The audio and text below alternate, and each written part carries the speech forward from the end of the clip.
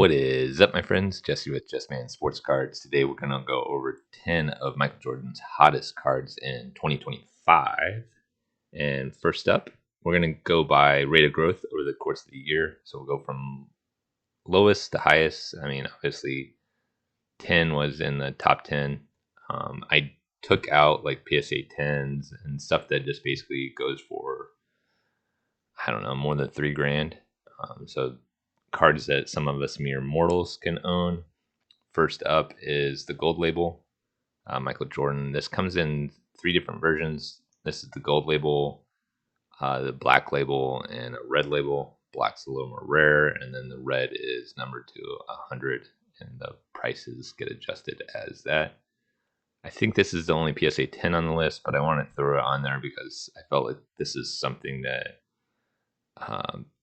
some of us could have owned. You could have picked up a copy for $300. That's reasonable for a PSA 10, in my opinion, of a Jordan card, especially this sharp looking. It's kind of that flare look. Pop of 263, so none higher. Overall, this is a pretty high pop card, but in a PSA 10, you can see the 9 to 10 ratio is pretty high there. So maybe this is justifiable at the $600 price point. I'm not sure if it will hold that. If people are interested, because I try to do some education on the channel as well. This is one of the cool things about Card Ladder is similar cards they have in this drop down. So remember the 263 and then how high the pop was on the other one. This is the black label, and then in a 9, it's a pop 174. So it's not cheap either. I do own one copy of the 9 and the black label, so I will always reveal what I own. Meltdown. This card's done pretty well in all grades. PSA 7, rate of growth of 145%. Could have got a copy for $300. I had 2 copies of a PSA 7. I still have 2 copies of PSA 8s. All graded by myself. I sold it here for the 402 and the 432. Those were my 2 sales. Then it picked up a little bit here and there and dipped down, but then these last 2 sales have been quite high. I don't know if it's going to stick here. To me, this is just as good a card as the 93 Scoring Kings. The pop on this is a little better than the Scoring Kings as well. So yeah, not a crazy pop. You can see it's a lower pop overall compared to the gold label. And then we'll just take a quick look at the 8. Kind of more steady normal growth here over the course of a year, but still great growth. 118. Gorgeous card. I can't remember if I pulled it up or not. What you want to look for on this is top to bottom centering. Obviously, like stuff at corners, but the gap right here, this is what most people miss. This needs to be about like that to be a 8, and then for the 7, you can tell here that the gaps move down, and then your gap here is wider. So these need to be a little more equal to be an 8 or a 9, and then you can see chipping here and quartering there. So this is a 7 and the other one's an 8. But if you're looking at picking up this card, that's what you need to look for. I would pay attention to the centering, and then obviously how the front of the card looks.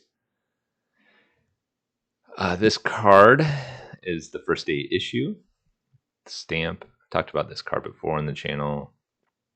I forget. I meant to look it up before the video. I own an 8 or a 9. I can't remember which grade I own, but I do own a copy of this. It's card 1 in the set. So there's the base version, there's a first day issue version, there's a members only version, and there's an NBA Finals version. So this is one of the more rare versions, and you could have got this for $300-400 almost all year round, and then the last 2 sales have been over $800. This one, I don't know. It might stay where it's at. I think this is a low enough pop to kind of hold that price. I could be wrong. I could see maybe an adjustment coming down to $600-700. Maybe it's a $600 card now. Hard to say. We won't necessarily look at the 10s or anything. 8s, I'm not sure how. Yeah, they've ticked up a little bit. So yeah, now the 8's like a $300 card. So I can see where the 9 would be a $600 to $700 card now. Next up on the list, we're doing this off rate of growth 154. Could have got this for 54. Sniped it in October, and you could have had a couple shots of selling it for $150 here. I really like this. The look of this card. I don't own any version of this card. What was the last card? The first day issue. I told what I own there. Okay, Topps 40. Don't own any versions of this. It comes in a refractor version as well. This is the PSA 9 base version. Pop 242. So for a base, I mean, it's an insert card to the base set. But this is like lower pop than the net assets that we were looking at. And then it's much cheaper. Part of that reason is because there's a refractor version. So maybe someone we're looking at, you can see the pop on this. So it looks like just not as many people have probably submitted the base version. So that's always important to, when you're looking at pop reports and stuff like that, is are there a lot more of these cards out there and they just haven't been submitted? So pop 235, this is still a lower pop than the net assets by like half, and probably for about half the price. So that's got to be all off looks, right? There's no other reason for the net assets. The net assets. Oh, we haven't looked at the net assets yet. We will. I think that's the next card up. Apologies. So, anyways, yeah, the 9 has done well, but not quite as well as the 8. Next up is the Skybox 90, 1990. There's gobs of these. Cool card, classic card. It pulls heartstrings from me. This is one of the products I could actually afford to rip as a kid. And that's why I put it on the thumbnail of the video. Is my mom was actually able to buy a box of this for me for Christmas, and I definitely wasn't raised in a well-off family or anything like that. Things were pretty tight. So 1800 and a PSA 10, just that's pretty high. And then you can see how many have been graded. And if you go to card shows or anything like that, or card shops, there's still quite a few boxes of this floating around. I think you can get a box for $60, maybe at a card show. I don't know. It might be a little more to have one shipped to you.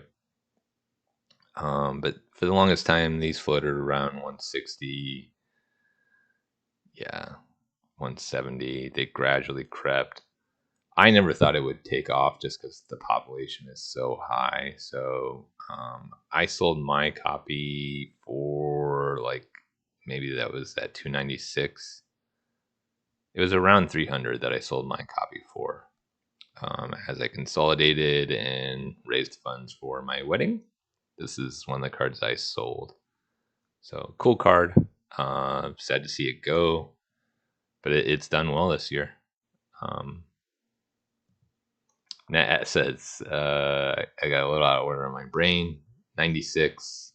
So the pop on this, we were 631. So it's comparable to the Topps 40 refractor, but like, what is that, 3-4x? Quite a bit more. Die cut, cooler looking card in my opinion.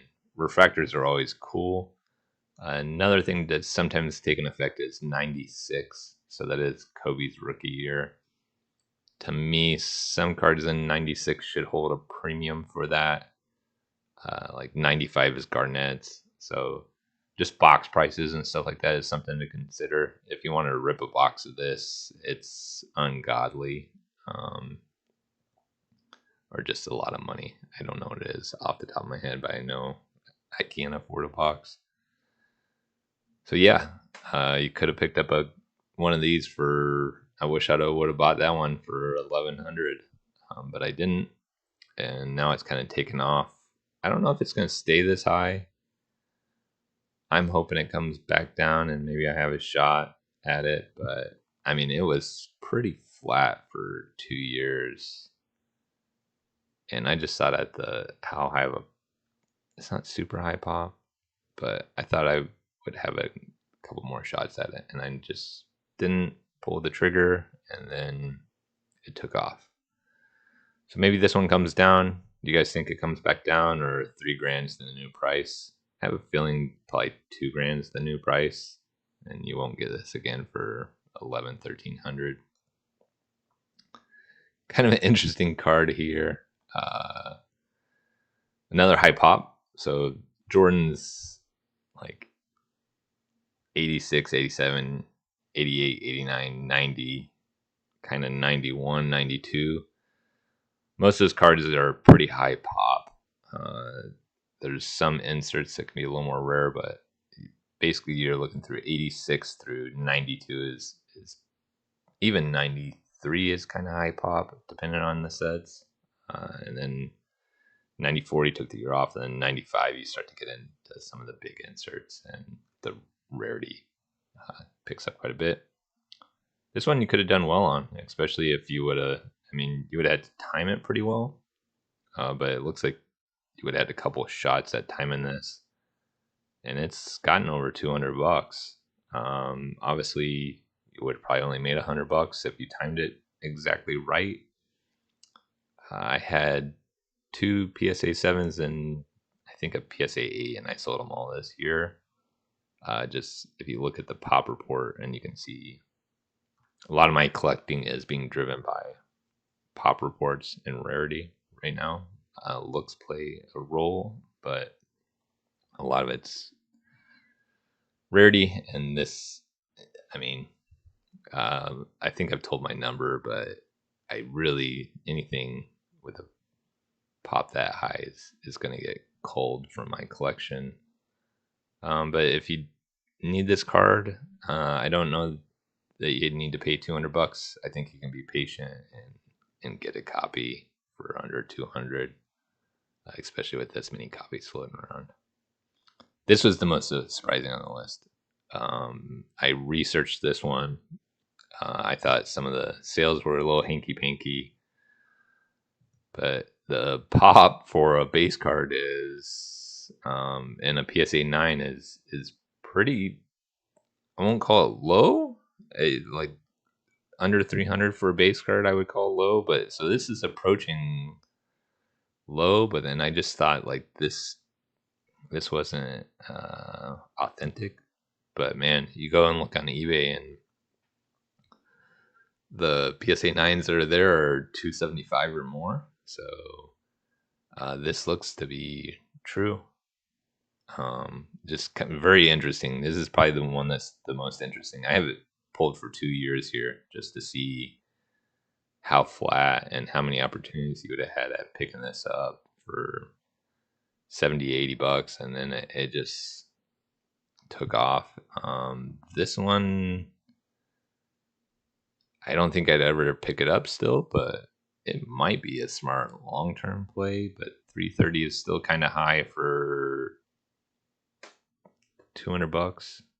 Maybe it was priced wrong. Maybe it's a $150 card. But let me know your thoughts on this one or any of the cards. Am I right? Am I wrong? Am I crazy?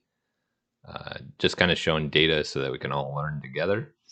That's a big part of the channel, is learning. Cool card here. This is another one I had to kind of research. Some of these pop up and you're like, is this actually right? For me, this seemed 525 seemed high for a 7.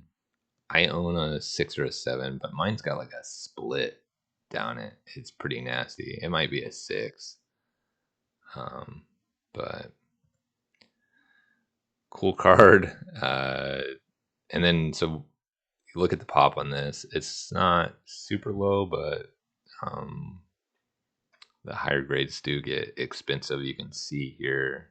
And then this was what I was curious is there wasn't that big of a difference in price in the 7 and 8, which I found odd. But you look September, and then you go to the 8 and July. So it's just been 2 months. Someone maybe got a little impatient with wanting a copy. A little FOMO set in. So I think you could probably still, that person could have waited and got a 8, and maybe had to pay another 25 or 50 bucks. In my opinion, I could be wrong on that, but this seems a little high here, and maybe even that is a little high. I would guess maybe 300 is this card's new price point. I think that with a lot of Jordan is just, can they run a little more? Sure, but I think the new price, the base, is going to be somewhere in the middle. And then the top card on the list for highest growth over the course of 2025 is a card I used to own, and I guess I sold it too early. Is the Inside Outside. PSA 9 comes from a very classic set. The box prices on these have gone through the roof. I have a box opening on my channel. It's a pretty popular video. People like watching it, see what you can pull out of that box. It's the Scoring Kings box. Is the same box that you would pull these out of. So it's, I don't know how much those boxes are now, but they've gone up a lot. But you can pull one of these. I pulled a Jordan in mine, and I think mine graded an 8 with the box I ripped. But my Scoring Kings, I pulled a Larry Johnson, and that graded a 9. I should have held it, but I didn't. Sold it to a good friend of the channel, which is all good. So yeah, this took off.